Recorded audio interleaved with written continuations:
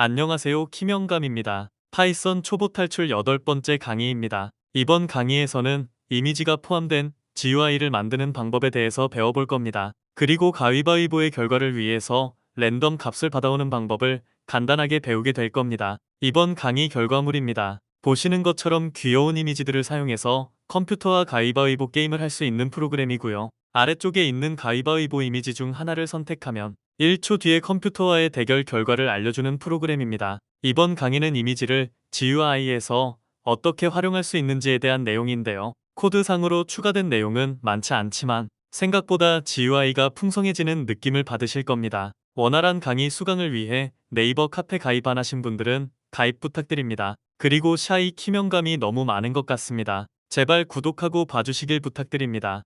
하하, 강의를 시작하기 전에 프로그램이 동작하는 것 먼저 보여드릴게요.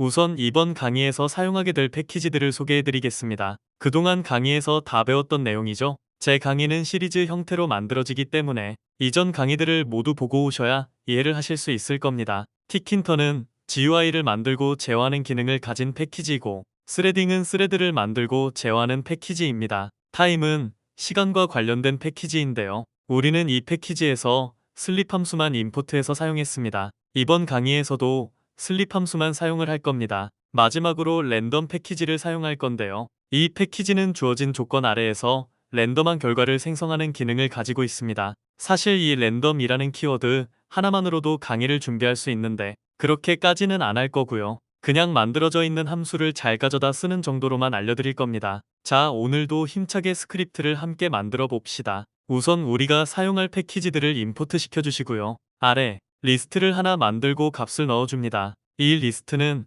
랜덤 함수에 사용될 것이고요. 내부에 들어가 있는 값은 각각 가위, 바위, 보를 의미합니다. 이건 우리가 정해주는 요소이니까 0이 왜 가위예요? 라는 질문은 안 하셨으면 좋겠습니다. 오늘도 역시 윈도우를 이렇게 만들어 주시고요. 내부에 위젯들을 배치시켜 보겠습니다. 이 스크립트는 이미지를 불러오는 스크립트입니다. TK 객체 내부에 있는 포토 이미지 함수를 사용하면 우리 프로그램의 이미지를 불러와서 사용할 수 있고요. 매개 변수 파일의 이미지의 경로를 넘겨주시면 해당 이미지를 불러와서 객체를 반환합니다. 포토 이미지 함수는 반드시 윈도우가 생성된 이후에 실행하셔야 하니까 참고하시고요. 이미지 경로를 보시면 이미지스 폴더 아래에 있는 이미지 파일들을 의미하는 형태로 작성이 되어 있습니다. 이걸 이해하시기 쉽게 화면을 캡처해 봤는데 바로 이해되시죠? 스크립트가 있는 폴더에 이미지스라는 폴더를 만들고 그 안에 이미지들을 넣어 놓으시면 됩니다. 불러온 이미지들을 앞서 만들어 놓은 옵션조와 매칭을 시키기 위해서 리스트로 만들어 줬고요.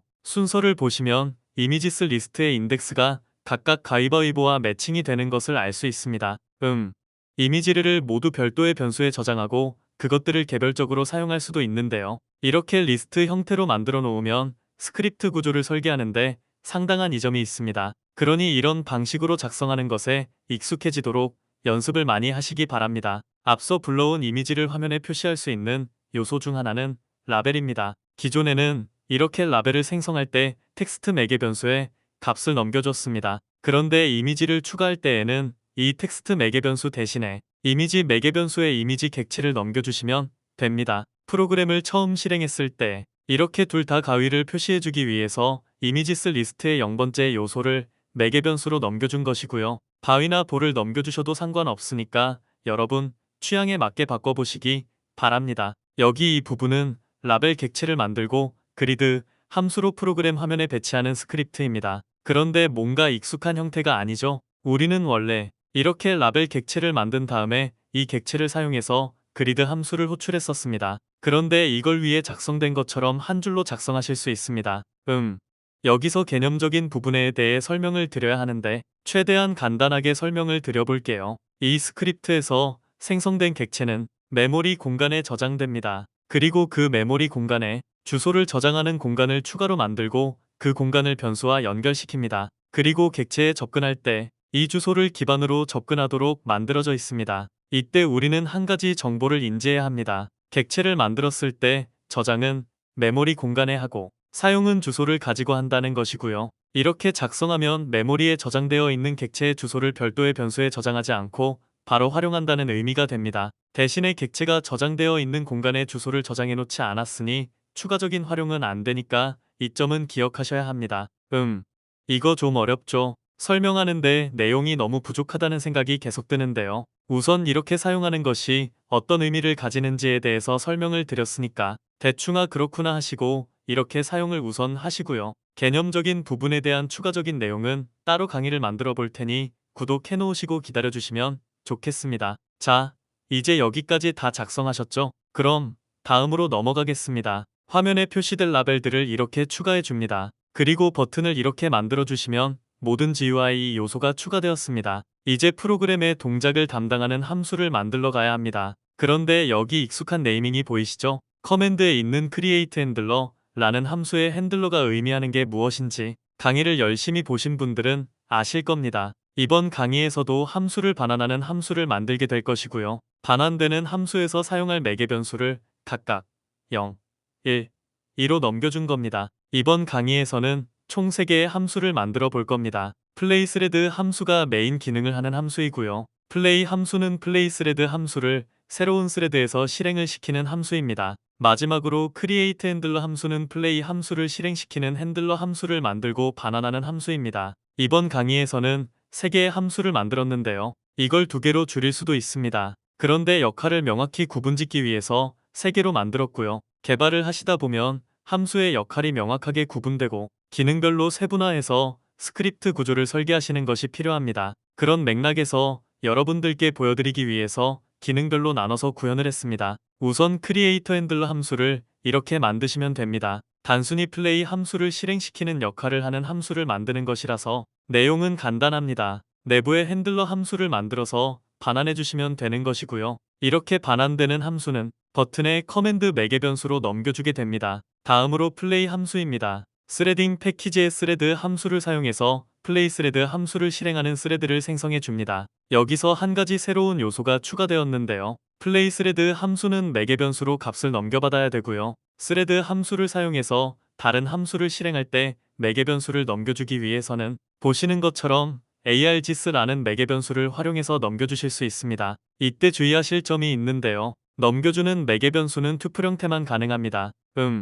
이걸 쉽게 이해하시려면 함수가 이렇게 있을 때 이 부분은 타겟으로 가고 나머지 부분은 args로 간다고 생각하시면 되고요. 매개 변수는 투플 형태로 넘겨주셔야 하기 때문에 매개 변수가 하나일 때에는 매개 변수 뒤에 콤마를 적어주신다는 것까지만 기억하시면 됩니다. 자, 이제 마지막 함수인 플레이스레드 함수입니다. 이 함수는 내용이 조금 길어서 진행 순서별로 나눠서 설명을 드릴게요. 우선 게임이 시작되면 게임 결과를 표시해주는 이미지를 연속적으로 변경시킵니다. 0.1초 간격으로 10번 변경하게 되고요. 라벨 객체에 있는 config 함수를 사용해서 해당 객체의 이미지를 변경해 줄 수 있습니다. 이때 이미지스 리스트를 사용하는데 인덱스를 적어주는 곳에 카운트 변수의 값과 나머지 연산자를 사용해서 0에서 2까지의 값이 순차적, 반복적으로 들어가도록 만들었습니다. 충분히 시간을 끌었으니 게임의 결과를 보여줘야 하는데요. 우리는 GUI에 있는 버튼으로 무엇을 낼지 선택하는데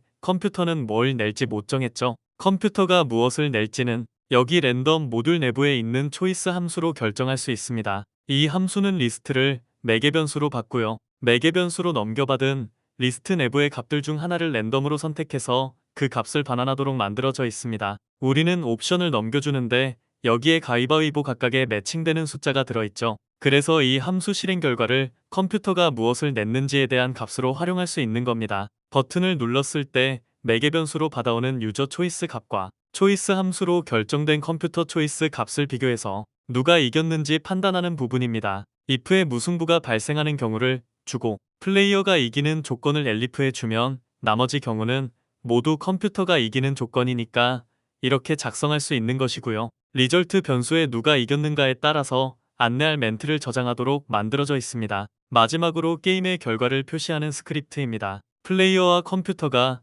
각각 어떤 것을 선택했는지에 대한 정보를 이미지로 띄워주고 게임의 결과를 텍스트로 보여주도록 만들었습니다. 자, 이렇게 해서 컴퓨터와 가위바위보를 할 수 있는 프로그램을 만들어 봤고요. 완성된 스크립트는 커뮤니티 카페에서 확인하실 수 있습니다. 강의를 마치기 전에 매번 드리고 싶었던 말씀이 있는데요. 지금 만든 이 프로그램이 아무것도 아닌 것처럼 보일 수 있습니다. 그런데 지금 여러분들이 하시는 것은 프로그래밍 기본기를 배우고 계시는 것이기 때문에 반드시 거쳐야 하는 과정입니다. 결과물이 무엇인지가 중요한 게 아니라 어떤 과정으로 만들었냐가 중요한 것이니까 꼭 강의를 열심히 보시기 바랍니다. 오늘도 강의 보시느라 고생 많으셨고요. 이번 강의는 여기서 마치겠습니다. 그럼 다음 강의에서 뵙겠습니다. 감사합니다.